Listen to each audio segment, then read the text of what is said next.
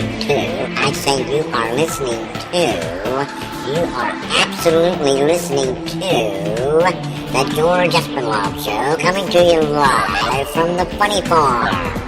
Now, with no further ado, here comes Georgie.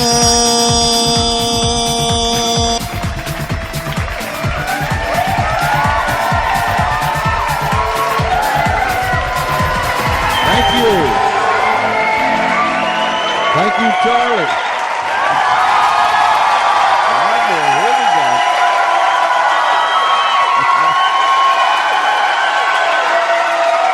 Oh, my.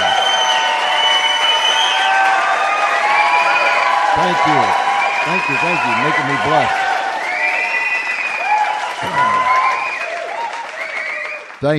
Thank you.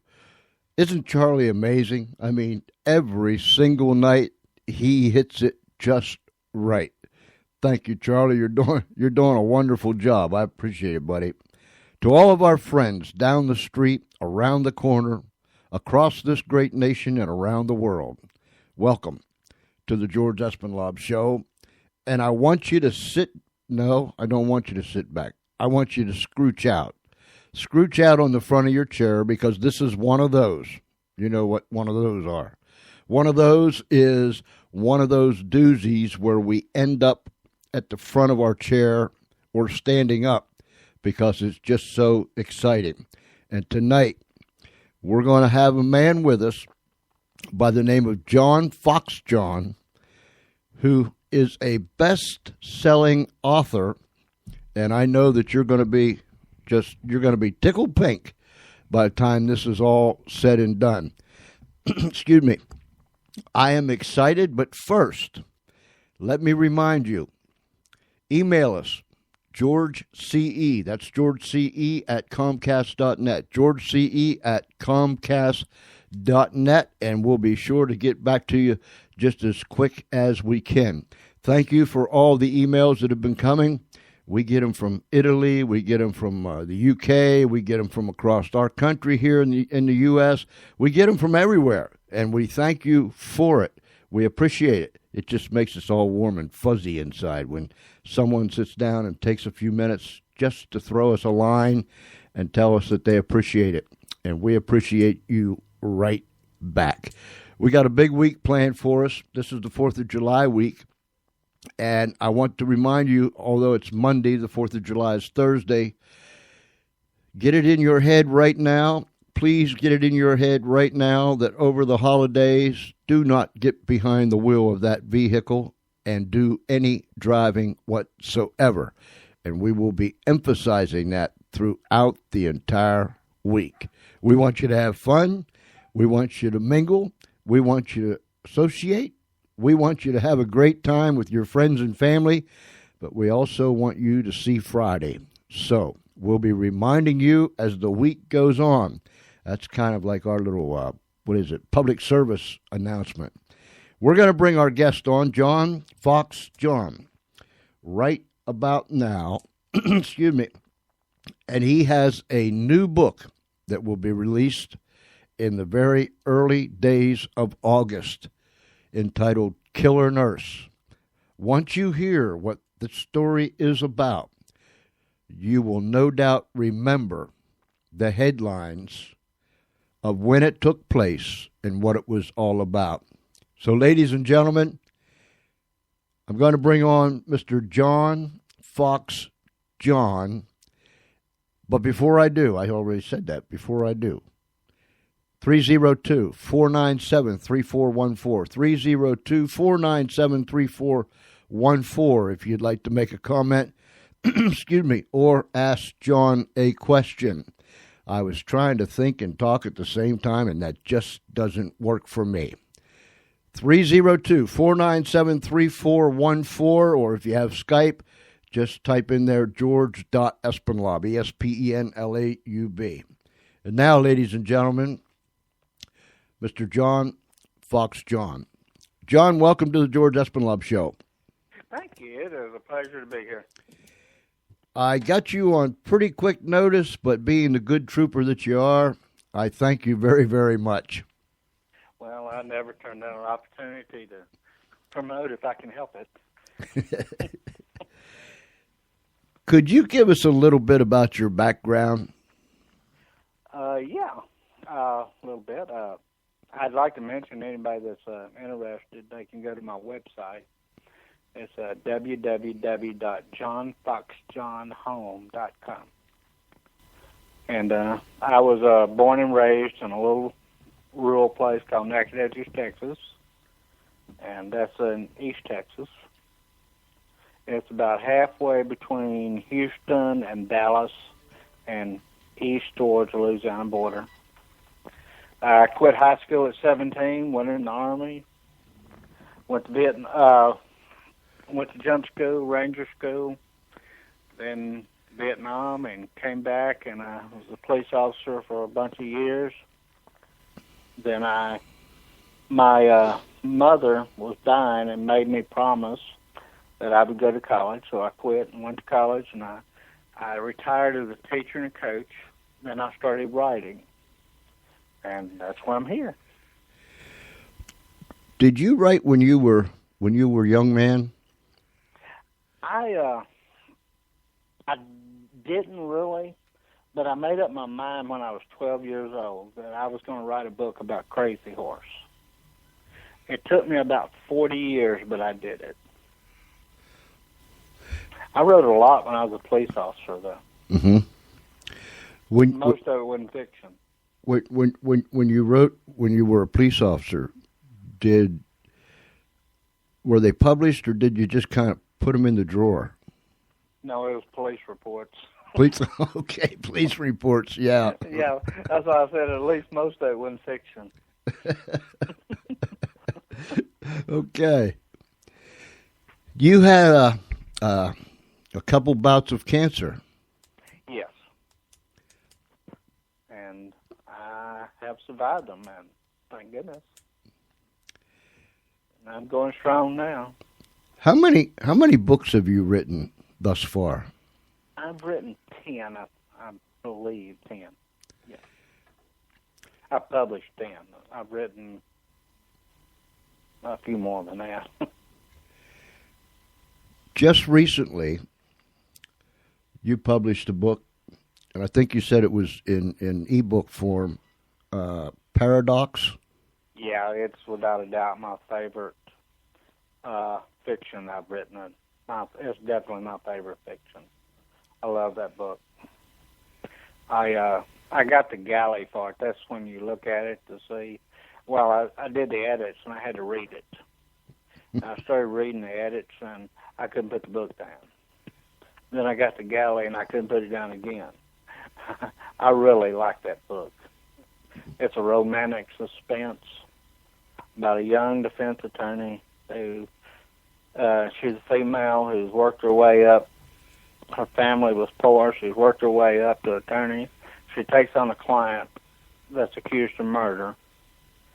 And at the time, she doesn't know that if he's found guilty, she knew he's found guilty, he's going to get the death penalty.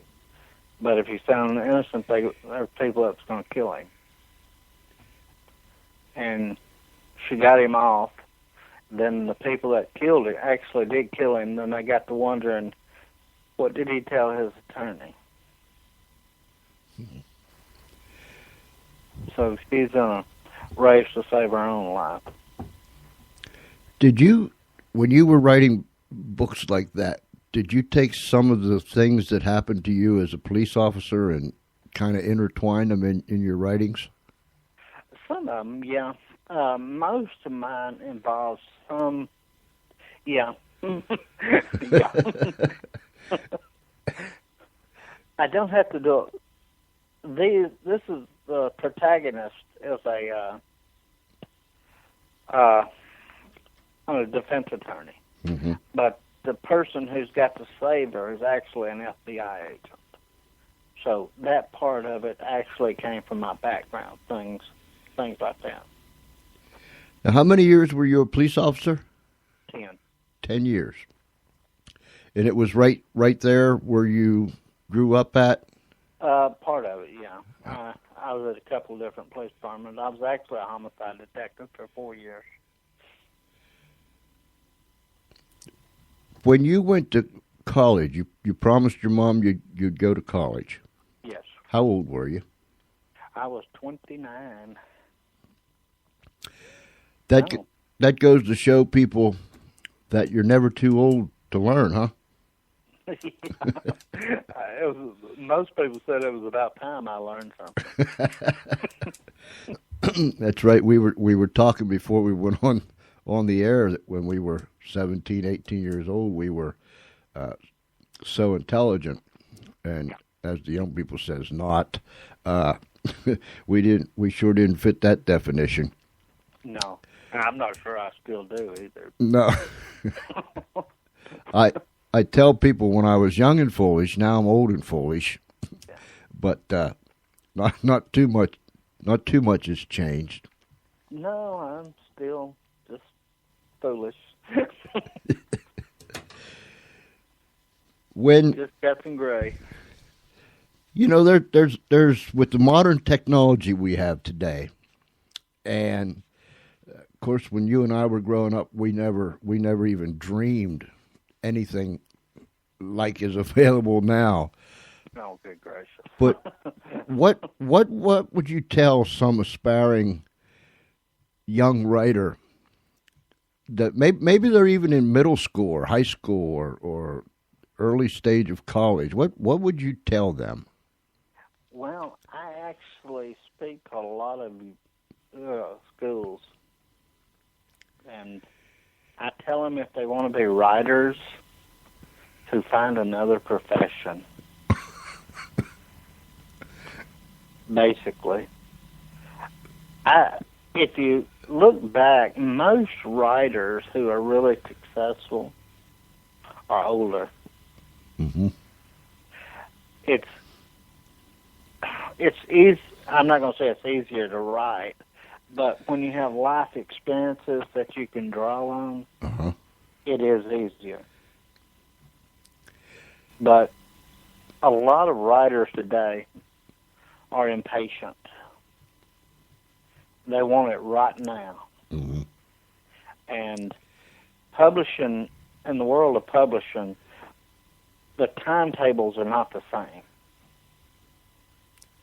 We think of, well, right, they say, we'll get back to you. Well, we think, a day or two. In the publishing world, that could be 4 or 5 months.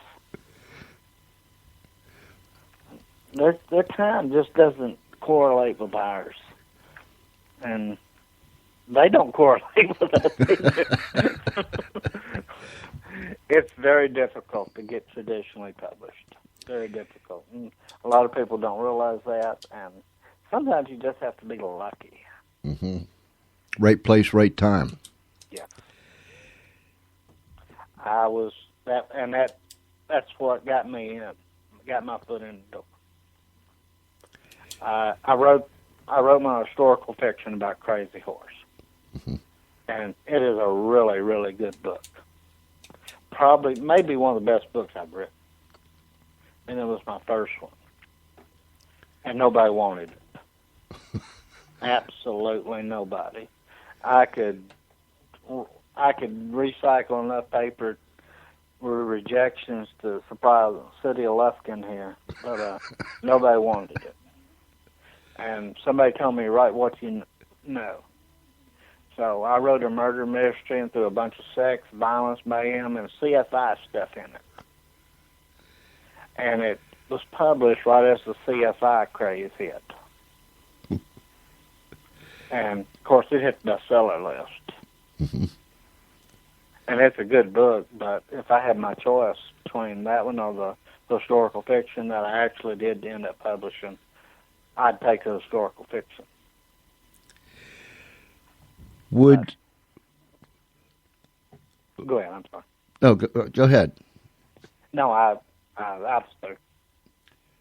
When you've got this, and I've been trying to let this thing build up. When this new book comes out entitled Killer Nurse, yes, if I might use just a plain old Espenlaub word, that is going to be a doozy of a book. Yes, it is. It is. And I knew it as soon as the story broke. Now, you were in the right place at the right time. Can we use that phrase? Yeah, I am the only writer in Lufkin, Texas. The only one. And I was the perfect person to write this because of my background. I don't think another writer could have walked in here and without my background and got a lot of the information that I did. That's true. Being a police officer, you knew the court systems, you knew how it worked, you know who was who. You know, a funny thing, there's a funny story. We got a lot of time, don't we? Sure do. I want to tell this story. I decided when I had cancer, I decided I was going to start writing political, legal thrillers with female defense attorneys as protagonists. Mm-hmm. Now, males don't do this, and you can't do it. But since I had cancer and I was going to die anyway, what the heck? The only problem is I didn't know really anything about attorneys, male or female or anything. So I went up to Angelina County Courthouse, and I was just going to sit in on a trial. Just as I testified thousands of times in court hearings. Mm-hmm. But police officers go into them, they testify, and they leave. I'd never seen the entire trial, just my testimony. So I decided, well, I'm going to go in and I'm going to sit through a whole trial. And I got up there, and I got to talking, introduced myself to the court reporter, got to talking. She said, you know, we have a cold case murder trial starting next week. I said, really?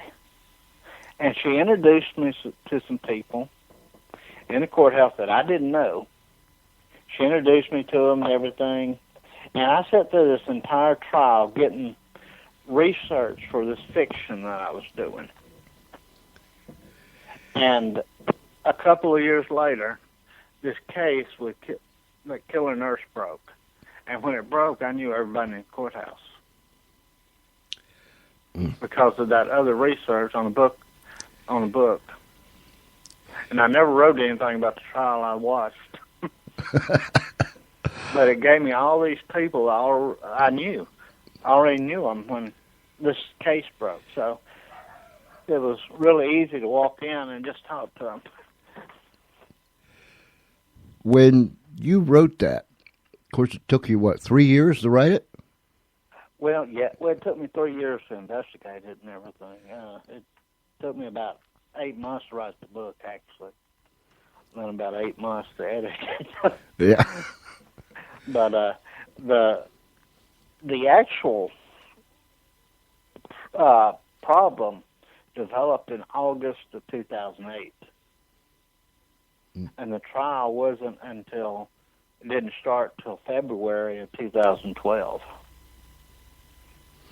So in that time, I was interviewing people that I could, finding out a lot about it, and learning how to write true crime, because I didn't know anything about it. And one of the big things I concentrated on, and I'm really glad I did, I learned the science part of it, the dialysis and all that, because I figured if I didn't know something about that, I would get lost in trial. And I would have. Ladies and gentlemen, go to John's website, foxjohnhome.com. It is a very interesting website. There's a lot of information there. You'll love it. But before we go any further, John, where can people get your books? Most of them now is all just online. I have a few for sale, but Most of my books now are just online. On like Amazon, Barnes and Noble. Amazon.com, Barnes and Noble, places like that. Okay. A lot of them are in libraries, and libraries do have access to them. So, ladies and gentlemen, do yourself two favors. Go to foxjohnhome.com and get some of his books, because I was reading. You've got the first chapter of Paradox on your website. Right. I was reading that and I thought, oh, that's Kroll. And I'm an avid reader, and I knew, seriously, when I started this, reading the part that you have on your website, I knew that I was going to be sorry that I even started. And you know that little man in your head that says, you better not do that, you better not do that. But the whole time he was saying, I better not do that, I was doing that.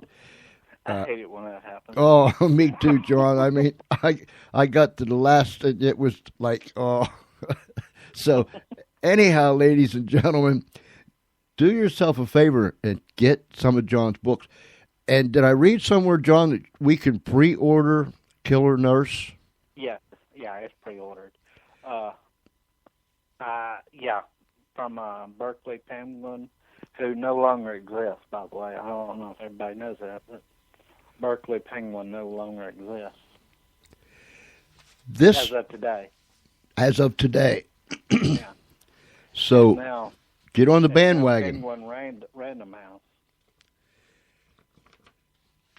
If you have any comments or questions for Mr. Foxjohn, call us. 302-497-3414. That's 302-497-3414. If you have Skype, just put in there george.espenlaub, ESPENLAUB, all little letters. This woman that did this terrible thing. Things. Yeah, I was reading about her. I often wonder about people like this. I mean, yeah, they're just, to me, basically they just came unglued somewhere, and that was the end of that. You know, nobody that does something like this is totally sane. I fully believe that. I just can't believe they're sane.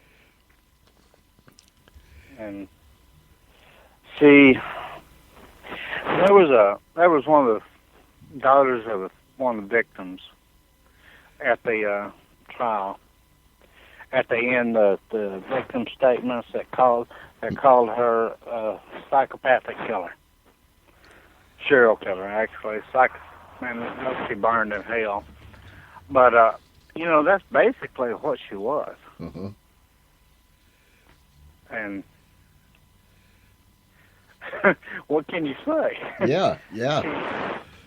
She killed 5 people, attempted to kill 5 others, and that's what they could prove. There were others that they couldn't prove.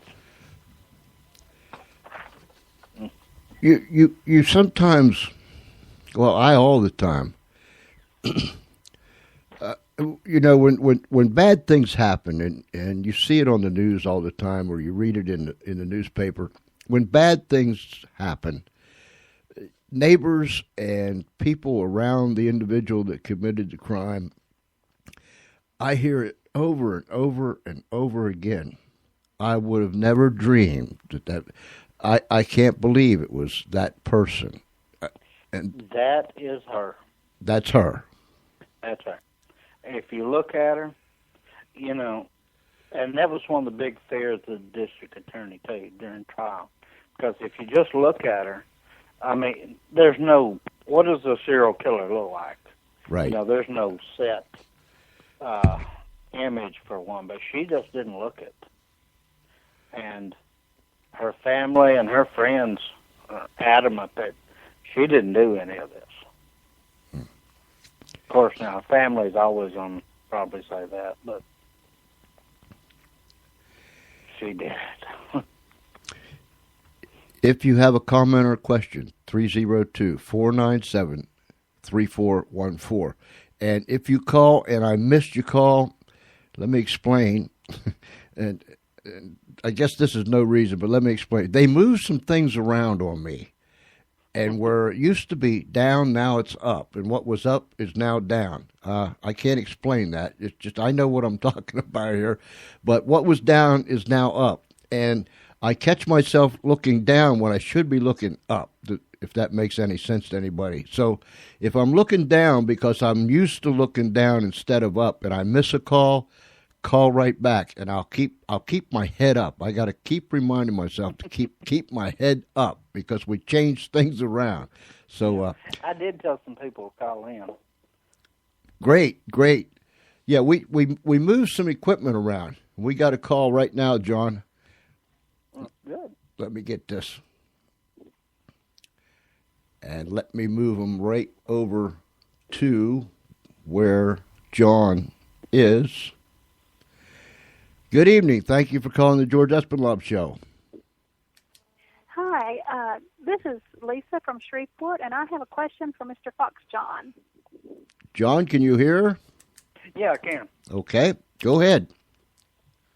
Okay, Mr. Foxjohn, what is the difference between writing fiction and nonfiction? How do you go about that? What is the different about the process? Wow, good question. It's a good question. Fiction, when people write fiction, they build characters from the floor up. They just totally invent the character. Like Frankenstein was invented. You have to go out, you have to invent and create everything, emotions, all the things that goes with someone. That character is totally invented. And what you don't like about them, you can change. You can make them look what you want to and all that. And it's really difficult to characterize in fiction. Really difficult. But it's a lot easier in fiction than it is in true crime, because in true crime it has to be true. And you can't just make things up. So in order to characterize people, and you have to do it in true crime, you have to talk to enough people to get the information. Not only talk to enough people, but talk to the right people that actually knows the person. And it's interesting because I had a friend of mine who used to be a reporter in Lufkin, who just the other night I was on Facebook with her, and she asked me, she said, I'm interested to see how you characterize Sines, Abbott, and Harrington. Now, Sines, of course, was the person convicted, and Harrington's the DA, and Abbott's the lead detective. And I told her that Sines and Harrington wasn't really a big problem, but Abbott, the detective, was. And I told her she would know why, and she did. But he is a very private person. And I had to find people who would actually talk about him. And that was why that's what big difference between true crime and fiction. Does that help? Oh, yes, thank you. That does. Good. You got any more questions for Mr. John? No, I can't think of any. I appreciate being able to listen and the detail that he gave in his answer. All righty. Hey, listen, if you think of another question, call back. Okay. Thank you very much. Thank you. Bye-bye. Bye-bye. John, when you're talking to people, Yes, such as when you were interviewing people throughout this whole ordeal, they say there's two sides to every story. One fellow used to tell me there's three sides to every story. I said, well, what's that? He said, my story, your story, and the true story. I said, okay. I guess what I'm getting at is you talk to a lot of people. How can you make everything, or how do you decipher, who's true, who's not true, who's fudging a little bit here and this and that. I mean, that you interview 237 people. Yeah. And here's the big problem. It's especially with true crime. It depends on what you're writing. If I'm interviewing somebody and I'm getting their opinion, that's one thing, because I can go with that. Uh-huh. Especially like, just say Clyde Harrington, who's the district attorney. He wants to give me his opinion on the motive. I'm going to write that. Okay. But if somebody's telling me facts, I have to back those facts up. Now, when it comes to backing those facts up, yes, what does a writer do when he has to back those facts up or check them out and make sure they're right? And that's another hard thing about writing true crime, because you have to know where to go to. Mm-hmm. A really good part is the trial transcript, because a lot of what's happened is going to come out in the trial, especially something like this. And there's 3 parts of a trial. And a lot of people don't really realize that. But there's 3 parts. And there's voir dire, which is jury selection. There's the actual trial. Then there's a punishment phase. And I didn't get a lot. I got a lot from all of them. I really got a lot from a lot more than people would think from a jury selection. Really? Yeah. This was a capital murder charge against her,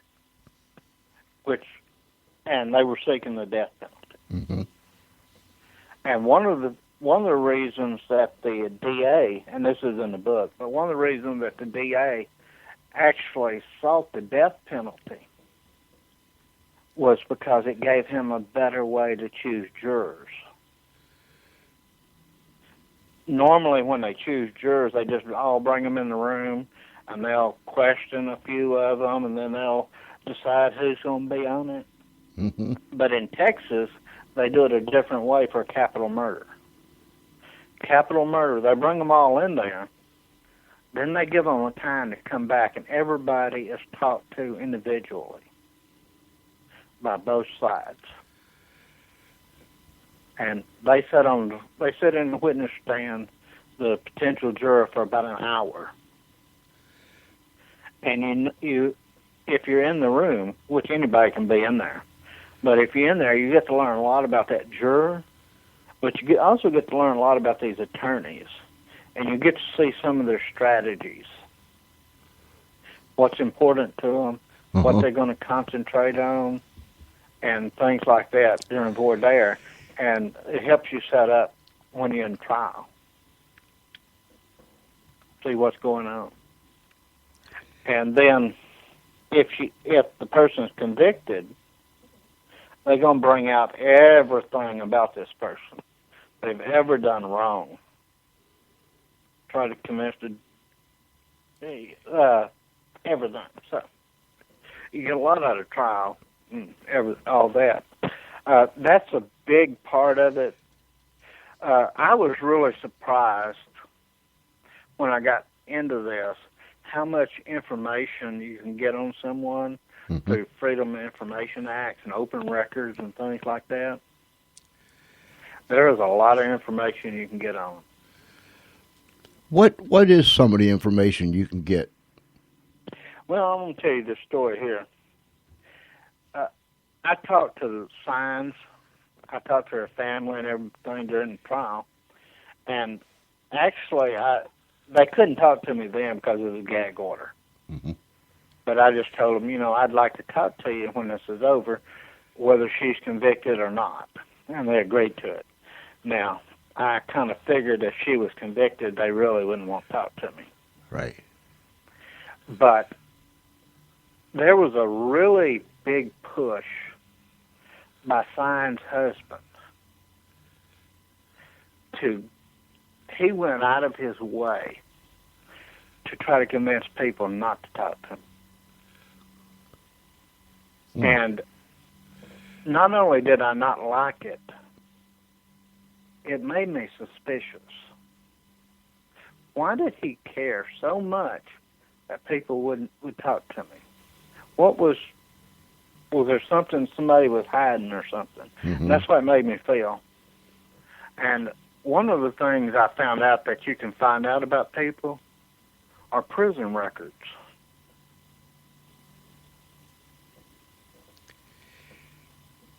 And he had one. And it's all public knowledge. Now, I guess to me it would seem rather strange that at the time this was happening or before it happened, they were separated. He had a restraining order against her. Yeah. And then when all this stuff goes down, how come all of a sudden he wants to cuddle up to her?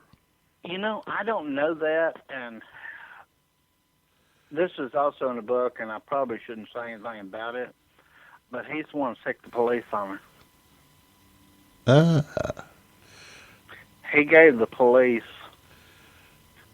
the information to obtain a search warrant on her computers. And then he switched. We just, and going back to what we said before our caller called in, we just don't know people the way we think we know people, do we? No, we don't. We really don't. I think a lot of her friends, especially, now these are, Lufkin, Texas is in the middle of the Bible Belt. Mm-hmm. And her family is really religious. And I'm not knocking that, but she spent a lot of time in church, especially after she was arrested. And I just got the strange feeling that a lot of her friends and people she knows from her church didn't know a lot about her.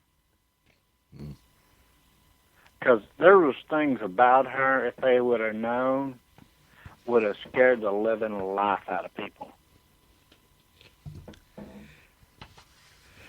Does that? I'm wondering, John. What does that shed on us as other people, that we're careless, that we don't have the presence of mind to know who we're with or something about that person, or is it just human nature that we don't really get into that until it pops out at us? I don't know, George. My wife and I, when that thing broke with the deal in Ohio where the girls were captured and kept prisoner for so long, mm-hmm. and my wife and I talked about that, and I said, how in the world did their neighbors not know this? Uh-huh. Don't they know what was going on? And my wife said, we have a neighbor on our right that's lived there beside us for almost 20 years, and we know nothing about him. And she was right. We do, no, we don't. We know who they are. We know the way about them and all that, but that's basically all we know. Yeah. I mean, it's just not. I mean, it's not kosher just to walk up to somebody and say, "Hey, can you tell me something about yourself before we become friends?" I mean, it just. I'm almost positive our neighbor doesn't have anybody hid out in the house, but I don't know. And I mean, how do you? They're really private people. Yeah, How do you just let private people be private? yeah. If that's what they want. But you But know, it I always. don't know if it's necessarily that we just don't see things. I think a lot of times we just don't want to see things. And if our life is going okay, well, let them be them. Yeah. This woman that committed these terrible crimes, and you said there were probably others, but these are the ones that they could prove. Was there any mention at all before the trial started, or after it got going, that perhaps they was going to go after the insanity plea? No, none. No? None. Her defense attorney, from the very start, said this was DeVita was being using her as a scapegoat. That she wasn't guilty. DeVita was just trying to make her look guilty. And that was basically his whole theory. That and the water was the cause of it. And, it wasn't a really good defense. I'm gonna say that it really wasn't. Yeah, I was sitting here shaking my head.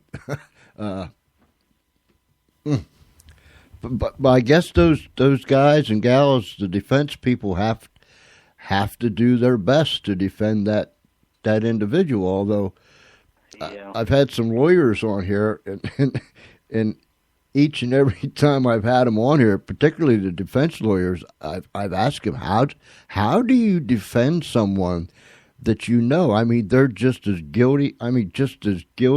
It's just sure. It's a sure thing, as sure as the sun came up this morning. How do you defend someone like that? And they said, She well, had two attorneys. She had two of them. She had two. When this first started, it was what is called aggravated assault in Texas. Two witnesses saw her inject two other patients with bleach. The problem was that these patients lived. They didn't die. Uh-huh. So it wasn't murder. It was aggravated assault. In Texas hardly ever, I don't think Texas will ever charge anybody with attempted murder. It's just virtually impossible to prove. But aggravated assault is a really serious crime that is easier to prove than attempted murder. And that's what they charged her with these two, aggravated assault. And she went out and she hired an attorney. Then she fired him and hired the one that actually ended up defending her. But at that point, it was aggravated assault. It later turned to murder, a bunch of them. She was charged with 5 murders. And as soon as the district attorney asked for the death penalty, things changed with the lawyers. Because the one she went out and hired was not a death penalty specialist. Mm-hmm. And in Texas, and a lot of states too, but especially in Texas, if you have a death penalty case, one of the attorneys at that table has to be a certified death penalty specialist. Hmm. So they had a court-appointed death penalty specialist attorney who was older, had a lot of experience in these things, lots of experience. And then she had a young attorney from Lufkin who turned out who was the lead attorney. The older, experienced death penalty specialist advised, there was a deal on the table. He advised her to take it. the younger Lufkin attorney advised her not to take it. He was going to get her off. Mm.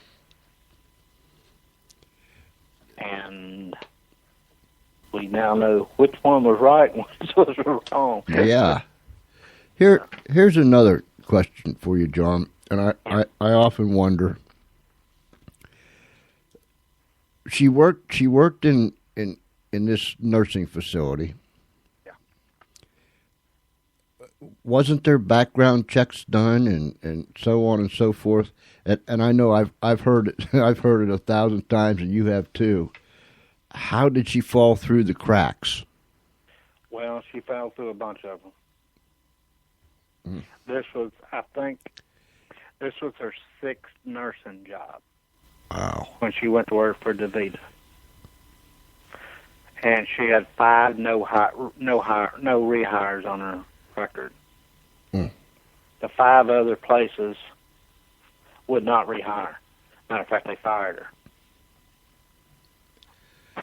One of them fired her for stealing narcotics. What? Yeah. What happens?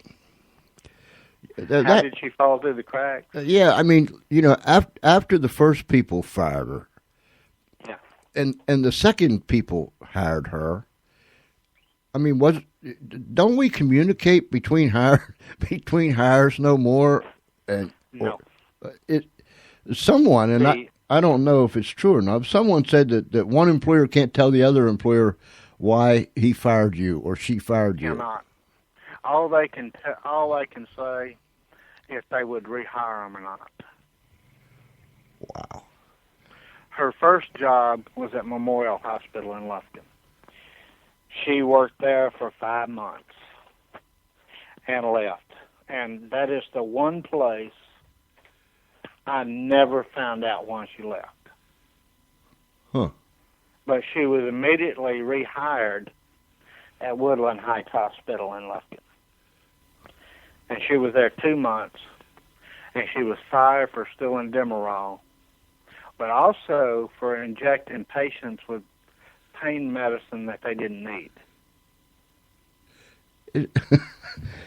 Yeah. Isn't Woodland Heights filed charges against her on her nurse's license. And I can't say about any place else, any other state, but in Texas, that doesn't show up until they investigate it. Once the nursing board investigates the charges, then those charges show up on her record, but not until. Wow. And the charges from Woodland Heights did not actually show up, and state board didn't investigate it until she had actually been fired by DeVita for injecting people with bleach. Wow. Yeah. Ladies and gentlemen, boys and girls, friends, Romans, and countrymen, the number to call in is 302-497-3414. You know, the more we talk, the more my head spins, John.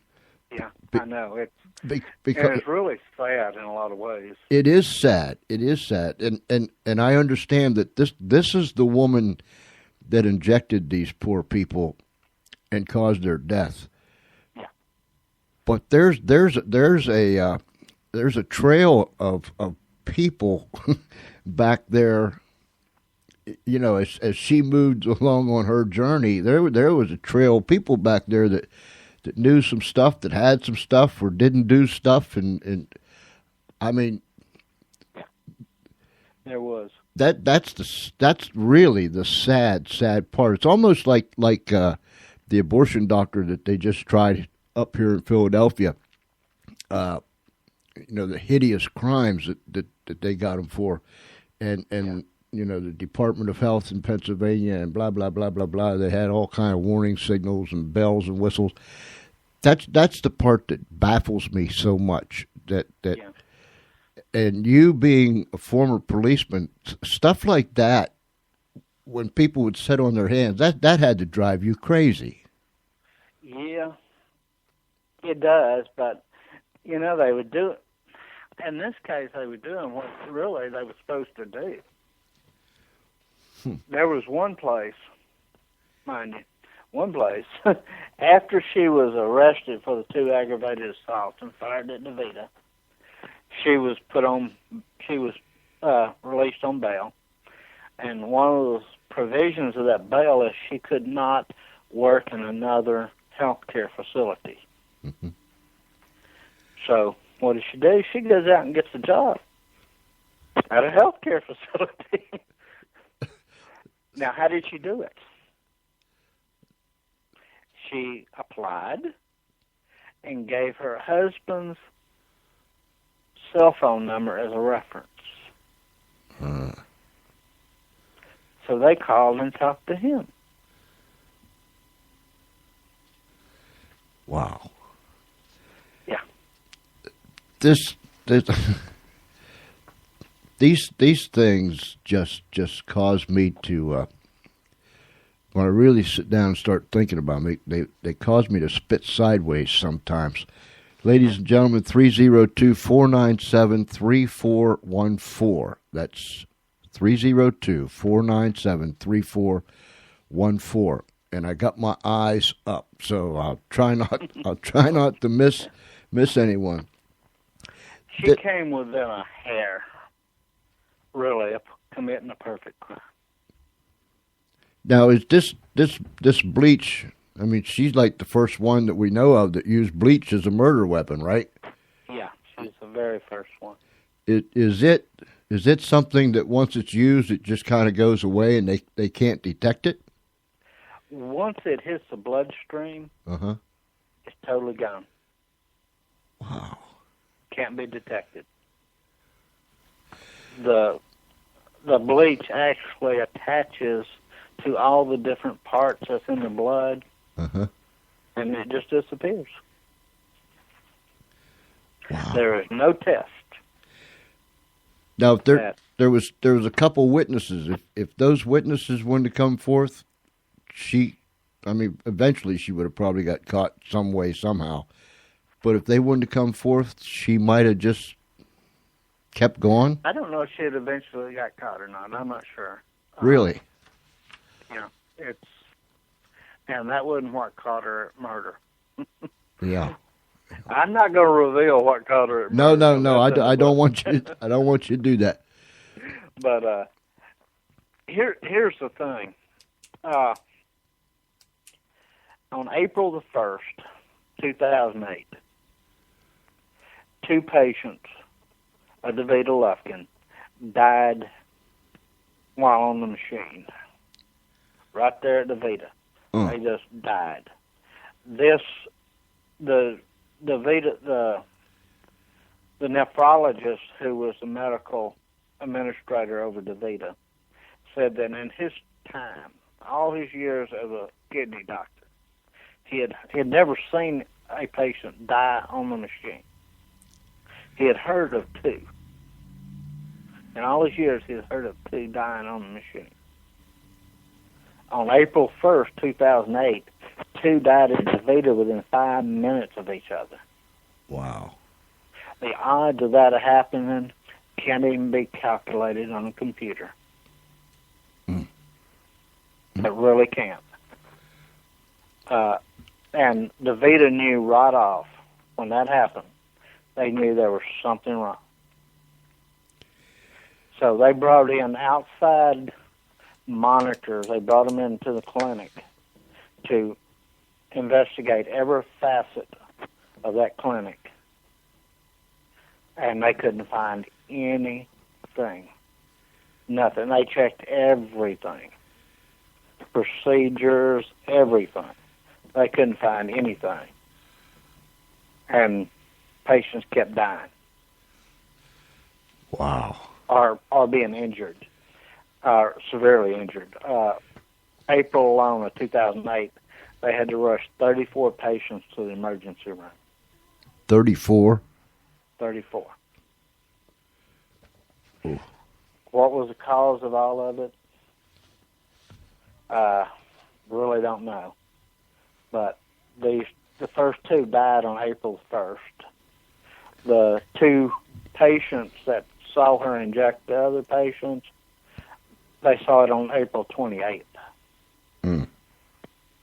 And she got by with it at least from April 1st to April 28th. Wow. And all the ones that had died in between were listed as natural causes. Mm-mm-mm. And the ones that they saw, and by the way, the two patients that saw this, mm-hmm. she was their nurse that morning. Oh. They were scared to death. I'll bet. When they saw what they did. When they begin to pick a jury, how many people were in the jury pool? Not as many as you might think. They sent out the first time. They sent out 400 summons. Something like 150 showed up, and about half of them had exemptions. So they started, when they started looking at jurors, they probably had up around 70 or 80 to look at. As a matter of fact, and they ran through them. They actually had to call in another pool just to complete the jury selection. Unless someone was living under a rock, everyone around, near and far, heard what happened or knew what happened. Yeah, they did. Yeah. Everybody knew about it. There was nobody that went in there that said they didn't know anything. They had never heard about it, because everybody across the world had heard about it, especially in East Texas. That you couldn't turn on TV without something being said about it, or newspaper or something. This was a big deal here. Yeah. How long did the trial last? The trial lasted about 4 weeks. Voir dire was 3 weeks. That's jury selection. Mm-hmm. It took them 3 weeks to pick the jury, and about 4 weeks for the trial. Ladies and gentlemen, Killer Nurse. When's it being released, John? It's August 6th. August 6th. That's not too far from now.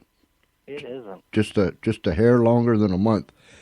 Yes, I can't wait either. I'll bet you can't. Killer Nurse by John Foxjohn. Now, ladies and gentlemen, please go to his website, John Foxjohn Home, like home, HOME.com. John Foxjohn Home.com. Killer Nurse, coming out August 6th. And go to his website, and there's places there, right, that you can pre-order this? Well, not on my website. Not on your website. Amazon.com and places like that. Okay. So if I want to pre-order this, I can go to Amazon, as an example, and pre-order. Amazon, Barnes & Noble, all of them. Okay, great. So do yourself a favor, ladies and gentlemen, and get this. I'm telling you, it's gonna be a doozy. John, going back to all these people that you interviewed and talked to, and you had to collaborate what one said was true, and so on and so forth. And you said some people you could use their opinion, but when it came, what I'm sure there were sides in this thing, right? I mean, like. Oh yeah. Did you run into any problems with that? What do you mean? With such as her husband, he didn't want you to talk, or didn't want people to talk to you. Yeah, mostly that came from her side. Uh-huh.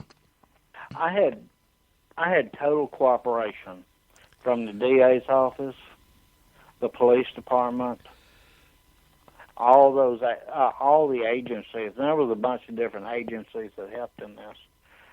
There was actually three attorneys who prosecuted it. The district attorney, one of his assistants, and then there was a very young United States attorney that was turned out to be humongous in this case. But he actually he was 30 years old when it started, when he got involved in it. Mm-hmm. And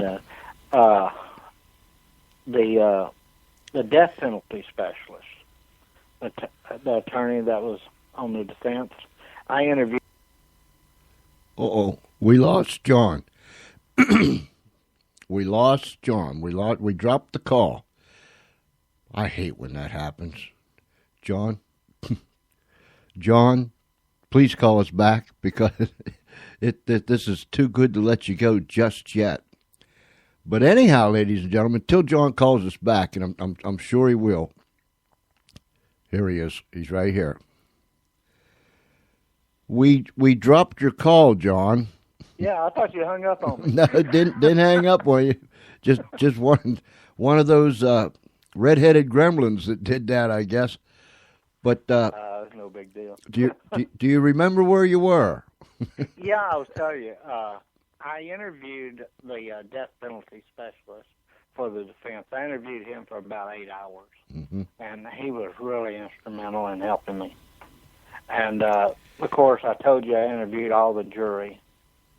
A lot of the family and friends, a lot of the employees that Signs worked with or had worked with, I talked to them.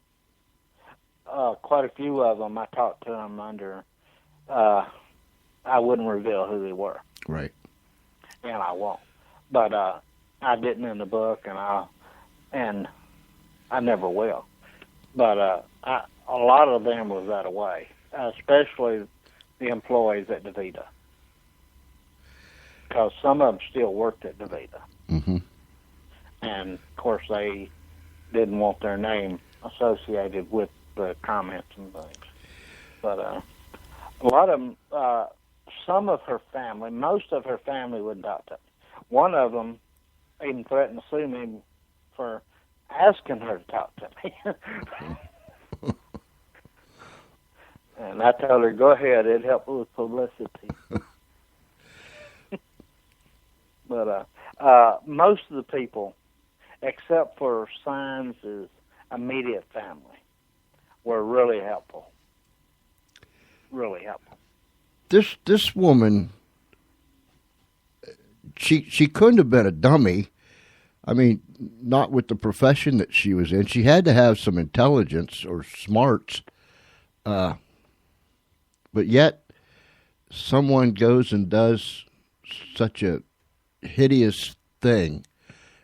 It just blows you away.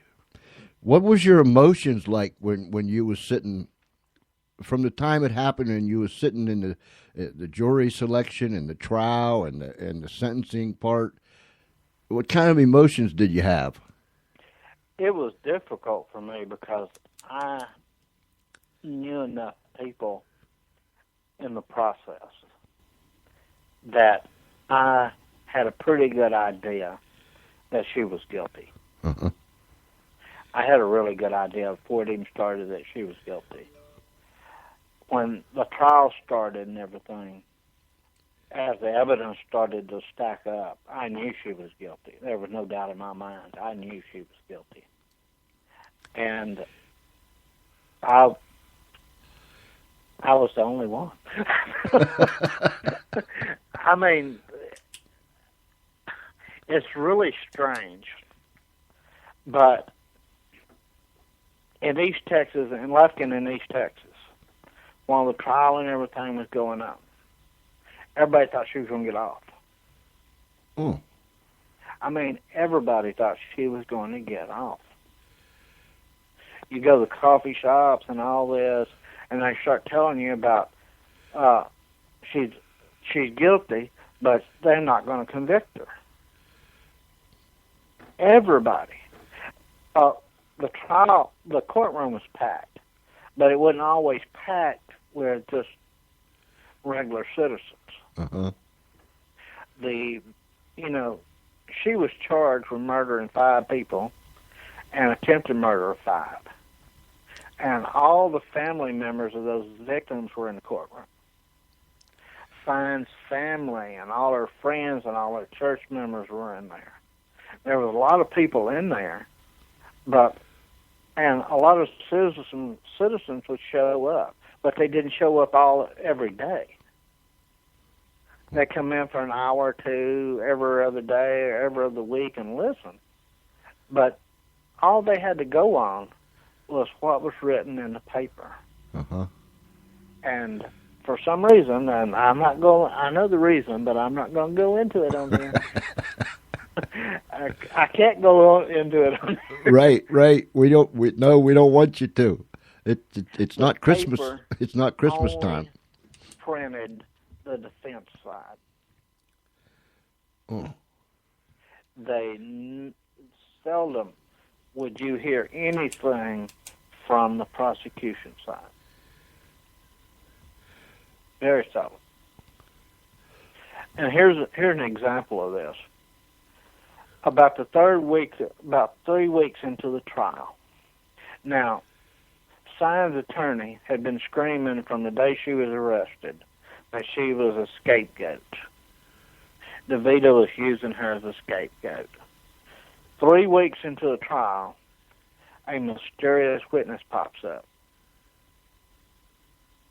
That one that's going to testify to everything that Sines had said to make her guilty. As a matter of fact, she testified that the Amy Clinton, who was the head of the DeVita team that come in to investigate, Uh-huh. she testified that Amy Clinton, right at the start, had got up and said, somebody's guilty of this, and I'm not going to go down for it. So the next day, the paper run a whole big headline saying, witness says Sines is a scapegoat. Nothing from and this witness testified that when she heard Amy Clinton say that, she was so scared that she resigned. Wow. And she left. And this was what was in the paper. And not a word was printed about what the prosecution said to her on the stand. And it really wasn't much. He just handed her resignation to her and said, "Is this yours?" And she looked at it and said, "Yes," and he handed it to the jury and sat down. I was really curious what was in that. Uh-huh. The paper wasn't. And to this day, I don't think the paper knows what was in that resignation letter unless I read my book or listen to this. But she was asking for a PRN assignment, which means they only call her in when she's needed. She was driving 2 hours to work. So basically, she was driving 2 hours to Lufkin, working 10 hours, and driving 2 hours back home. She wanted to find a job closer to home, but she wanted to work temporarily there until she did. You know, and that just dispelled the whole thing about her being so scared. Uh-huh. Everything. But the paper never printed that.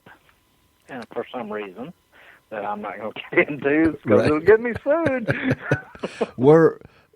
So there were many people that actually thought she was going to walk? Yeah. Everybody, Wow. just about everybody in East Texas and Clinton County thought she was going to walk. That's incredible. The reporting was so one-sided that they just thought the prosecution was losing. They went in the courtroom, and they didn't hear what was going on, and they was getting the defense, only the defense side, so they just assumed. Wow.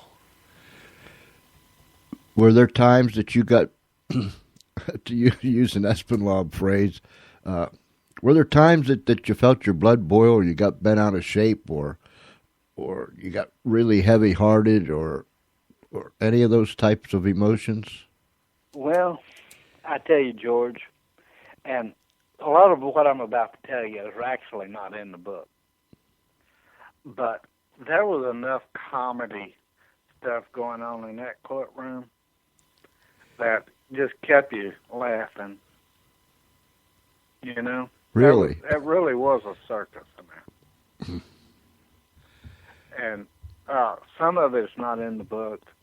Some of it is. But as I said, the defense attorney from Lufkin, a lot of his family showed up just to watch the trial.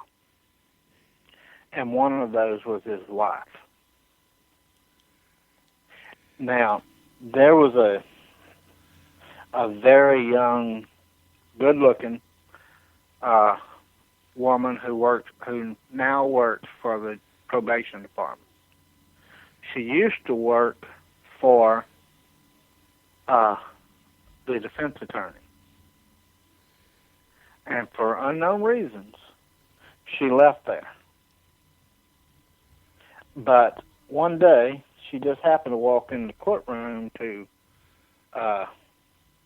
see what was going on, sat down, and when she got up to leave, the attorney's wife called her a B word out loud while trial was going on. Wow. And so everybody could hear it.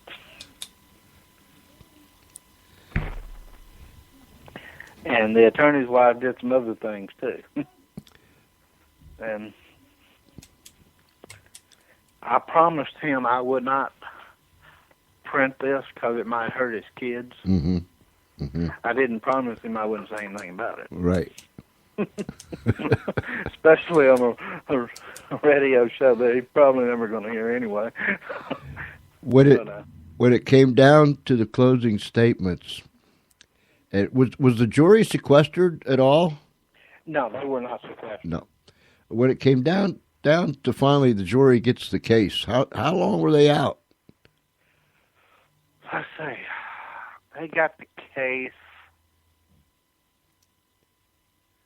Wednesday about noon. No, Thursday about noon. And they came back Friday afternoon. Mm. And I guess after the verdict was read, then the buzz of the whole town was, wow, or something to that effect. Yeah, it really was. People were really shocked that she was found guilty.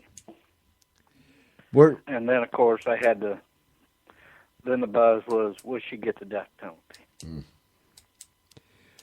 What was there people, excluding her immediate family members and so, but were there some people that actually believed she was innocent? Yeah. One of the jury alternates, and I don't even talk much about him in the book. Mm-hmm. The other juror members didn't talk much about him, but after the trial, he said the newspaper TV talked to him, and he said, I thought she was innocent going in, and I still think she's innocent. Huh. Wow. And my first reaction to that was, you're not supposed to have an opinion going in. That's right. That's right. And then I found out that he was the third alternate. And after the first day, he basically didn't pay any attention to anything. Mm. He knew he was never going to get on the jury anyway. So he just... And that's a good thing because, I mean, he already had his mind made up. Yeah, that would have been something, going in there and end up with a hung jury. Oh, my goodness. Yeah. August 6th, ladies and gentlemen. Wow. Killer Nurse by John Foxjohn. pre-order. Go to Amazon, Barnes & Noble, pre-order. Get your name on the list. Get it done now. And go. Yeah, they can go ahead and buy it, and I think Amazon.com. I haven't looked at Barnes & Noble, but I think they ensure that it will get to them August 6th. Oh, that's fantastic. So that's just a hair longer than a month. Wow. So get your order in so your book can get to you August 6th. Get your seat all ready. The pillow's puffed up, and if you're going to read it outside, check the weather report. Make sure it's going to be really nice on August 6th. But it's a really good book. Yeah, it's going to be a doozy. I love to read true stuff, John. I mean, I'm fascinated with the true crime stuff anyhow. But man, ladies and gentlemen, go to Foxjohn.com. That's John's website. And go to Amazon and pre-order this book August 6th, Killer Nurse. And we'll be mentioning it over and over and over and over until it comes out, and then we'll talk about it after we read it too, because it's just something. I get excited about these things. Yeah, I appreciate that, George. I sure do appreciate you coming, my friend, on such a short notice. And it's my pleasure. I don't know about anybody else, but I sure did enjoy talking with you. Well, thank you. Maybe we do it again one day. Oh, I'd love to. And stay in touch with me, because I really want to know how your book does, when all of a sudden it's turned loose, because I think people everywhere is gonna scarf it up and sit down and read it. And I do. I got a feeling you'll know how this one does. Yeah, I do believe this is one of them you can't put her down until you're just going to read it. Period. Yeah, I got a lot of good information right there. A lot, I tell people this, that I have information nobody knows, or I have information. I was talking to somebody in the courthouse one day. And I said, I have information in the book that you don't know about. And she said, you have to remember where I work. And I said, yeah, you have all the prosecution side, but you don't have the defense side. I have the defense side, plus I have the jury side, plus I have the investigator side, and, Yeah, so I haven't. you get to go places where no one else goes, and then you get to put it all together. That's pretty neat. Have you had any? But one thing I do want to point out, that I could not have done this without a lot of cooperation. I really couldn't, and I got it, and so I was lucky in that regard. John, you're a gentleman and a scholar, and my brother, welcome home. Okay. Until next time, and we'll keep Thanks pushing. for having me on, George. We'll keep pushing your book and your website. Until next time, my friend, stay safe. God bless you, and thank you so very, very much. Okay. Bye, George. Bye-bye. There we have it, ladies and gentlemen. Oh, my goodness. You got to get this book. You've just got to get I know that's not proper English. I know that. But I've never been known for proper English anyhow. You have to get this book. Killer Nurse, True Story. Google it. Go and do your homework. Research it. By John Foxjohn. Go to his website, home.com. Oh, I'll be back if Charlie.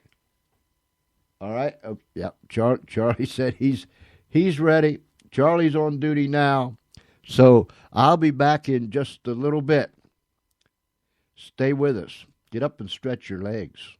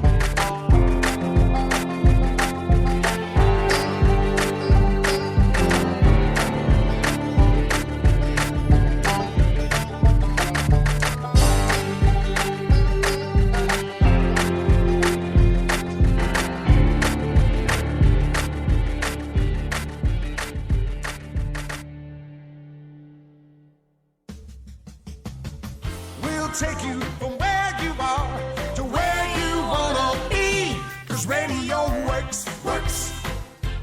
Radio works.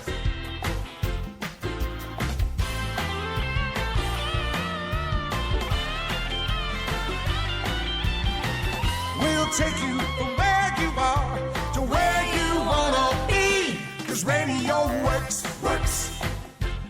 Radio works. Yeah, it do. Radio works. And radio will take you places that you could never go before. I think when I had Big Tiny on my show one night, we talked about old-time radio. And when you listen to radio, you close your eyes and you get a picture of what's going on. Unlike the television set that's visual, we can see things that's happening. There's something special about radio. How many of you recently, or not too long ago, have sat down in the evening, tuned into a baseball game on radio, whether it's internet radio, terrestrial radio, and just sit there and listen to the baseball game or to a football game? You have to close your eyes. You get into it. It gets into you. That's what radio is all about. And let me tell you, throughout history, from the beginning, I almost called him macaroni. When Marconi sent that first message on a Christmas Eve out to the ship, from then on, everything that has taken place down through the years, radio has been involved. It's covered wars, hardships, bad times, good times, sporting events, happy times, presidential elections. If you go back to your history, I think KDKA in Pittsburgh was one of the very first radio stations in the nation to carry the results of an election. Check it out. Make sure I'm right. But radio has always been there and hopefully will always be here.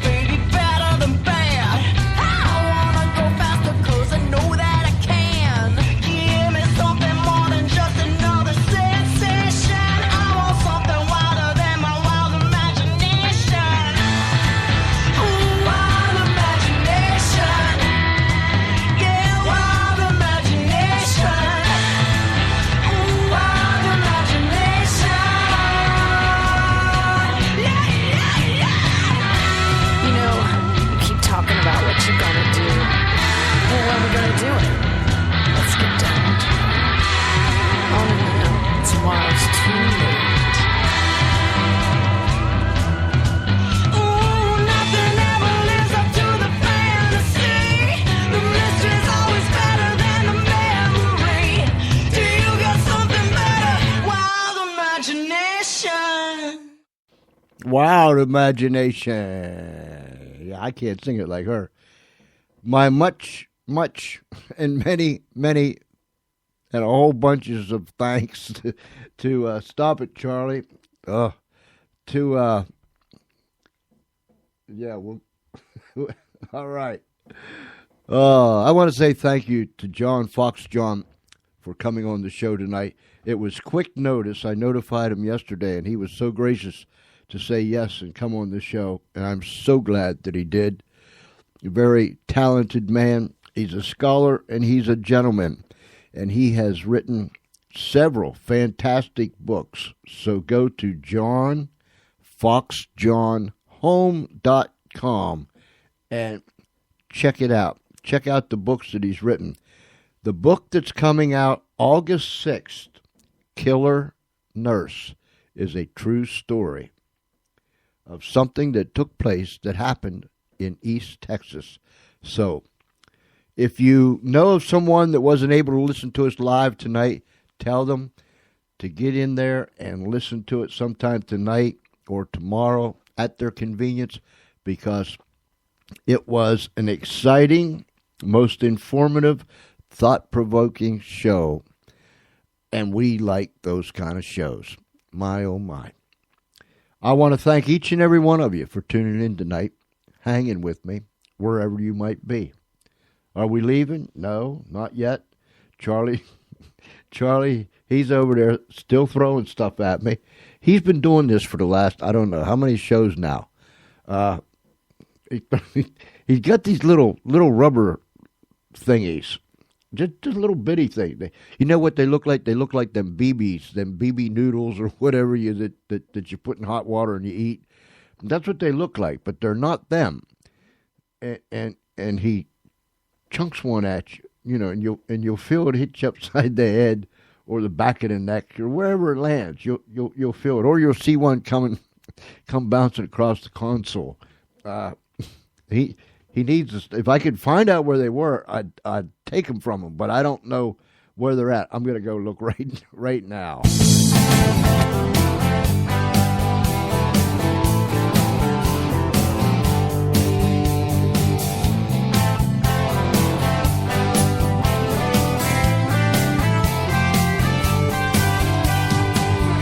I could never imagine that we would ever take the time, that after all these years it could be you that I find. In my dreams I would sail away in memories of you. Years went by and as hard as I tried, I never found a love like you. I was caught in a crosswind and time was standing still, trying to reach that familiar shore, a feeling that I never will. Well, I can think back to the day I saw you smiling back at me. It's so hard these days when I walk away from that love that was meant to be. Took so long just to get back home, to find you waiting on the shore. Many miles and so many trials, I couldn't wait a minute more. I was caught in a crosswind and time was standing still, trying to reach that familiar shore, a feeling that I never will.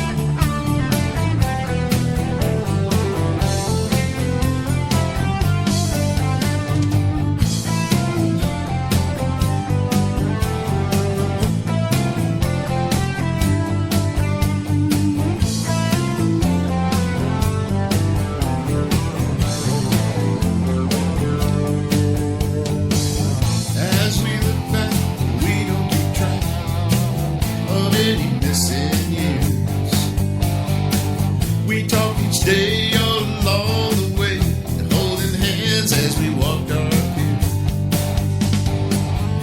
In our dreams we could sail away, new memories to share. Years go by, so easy to find ways to show how much we care. I was caught in a crosswind, and time was standing still, trying to reach that familiar shore, feeling that I never will. I was caught in a crosswind, and time was standing still, trying to reach that familiar shore, feeling that I never will. I was caught in a crosswind.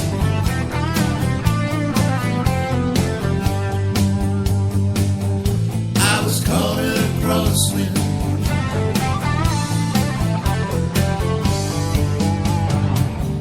I was caught in a crosswind.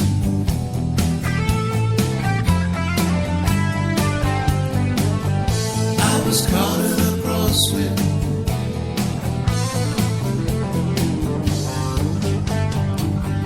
I was caught in a crosswind.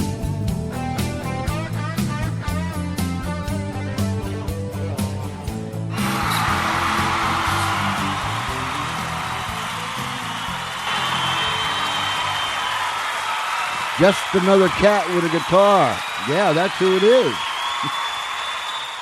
Ah, goodness gracious sakes alive. Listen, tomorrow night live, 6:30 p.m. Eastern Time, live from the state of Michigan, we will have with us Pick Studio. We are going to be featuring his music, and we're going to be speaking to him directly, and he'll be telling us all about himself, his music, his passion, his aspirations, and all those other things. So tune in tomorrow night for Pick Studio live right here on the George Espenlaub Show. And as we say so many, many times, email us, GeorgeCE, that's GeorgeCE at Comcast.net, GeorgeCE at Comcast.net, and we will get right back at you. And thank you for your emails that you have been sending. Remember, we want you to become a full-fledged loon. All you have to do is tune in. Tune in Monday through Friday, 6:30 p.m. Eastern Time. And then, on a more serious note, on Saturday evening, we play Unshackled at 6:30 p.m. Unshackled, true story of true individuals that are going through some dark times or have went through some dark times, and they come out on the other side unshackled. It's the oldest dramatized radio program in history. It's been running since 1950, and it's still running strong, and we're delighted to be one of more than 2,700 radio outlets that airs Unshackled. We air Saturday evening, 6:30 p.m. Eastern Time, and then again Sunday morning at 7 a.m. Eastern Time. If you missed the episode yesterday morning, you can go back, you can go back to the archives and listen to it. And if someone you know didn't hear tonight's show live, tell them they missed a good one. But not to worry, you never miss a thing. You can go back and listen to it all over again. And each and every one of our shows is available for download free of charge. Download one, some, or all, or just listen to them morning, noon, or night, when it's ever convenient for you. So be with me tomorrow night, 6:30 p.m. Eastern Time, as Pick Studio is going to be with us. We will be highlighting his music, and I'm sure that you will enjoy the show just like I'm going to. I say it a lot. I find that meeting people in person or on the air, eventually in person, whatever it might be, I get to meet so many incredible people. I get to talk to so many wonderful folks, people from all walks of life, all around the world. And I hope that you are enjoying the shows that we're bringing you. We are working very, very hard to bring you top quality, top-notch, top-shelf shows that'll be entertaining, and most of all, they'll be thought-provoking, cause you to sit down and think for yourself, because we're still individuals. And I want to thank each and every one of you that tunes in every night. For those that tune in later and listen to our shows, I want to thank every one of you for making this radio show a success. Because without you, it would all be in vain. We might as well pack it in our wall locker and go home.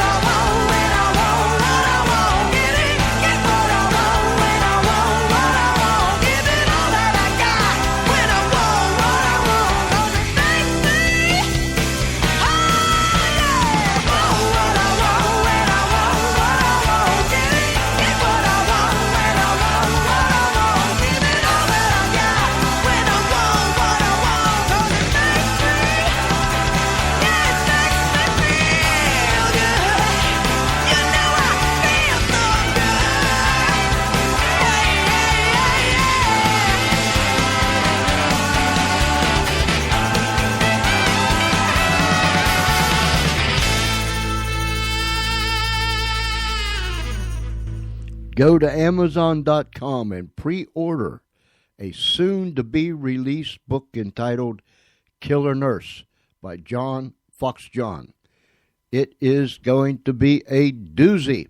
You can pre-order it right now, and you'll get it by August 6th. That's the release date, August 6th. Killer Nurse. It's a true story of a sad situation that took place in East Texas.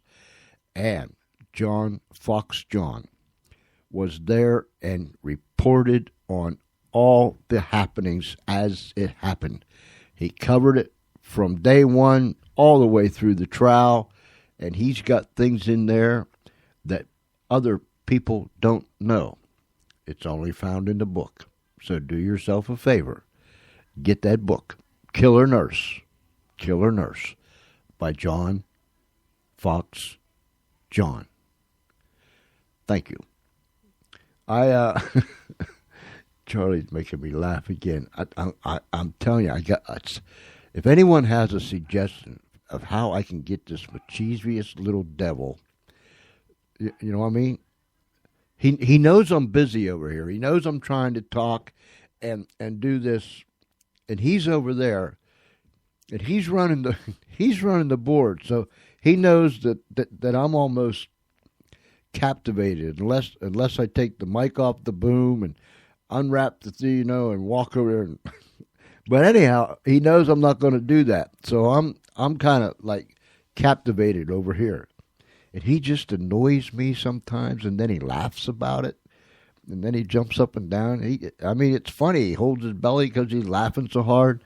So if anyone's got any ideas of how I can get even with Charlie, you let me know.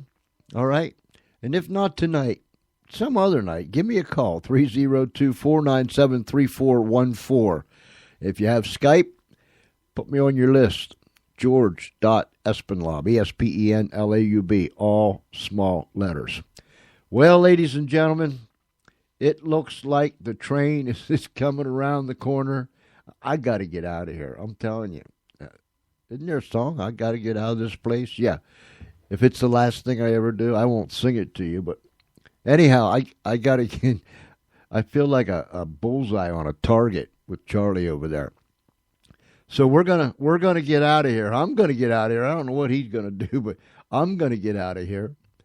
And I'm going to come back again, hopefully, as the man used to say, if the good Lord's willing and the creeks don't rise. And the way it's been raining around here, I'm not so sure the creeks haven't already risen.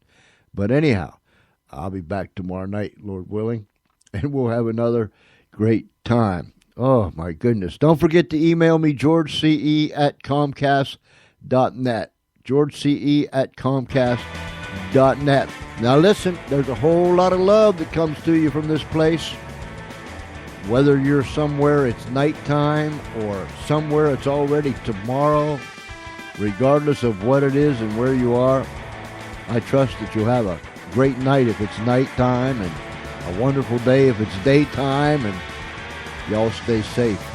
Remember, don't take any wooden nickels, and don't be bad because Grandma Spreaker, she's watching you. Until tomorrow night, everyone, same time, same station, 6:30 p.m. Eastern Time, right here on the Spreaker Network. Until then, this is George Espenlaub saying, have a great night or a great day, whatever it might be. I'll see you tomorrow night. Good night, everyone.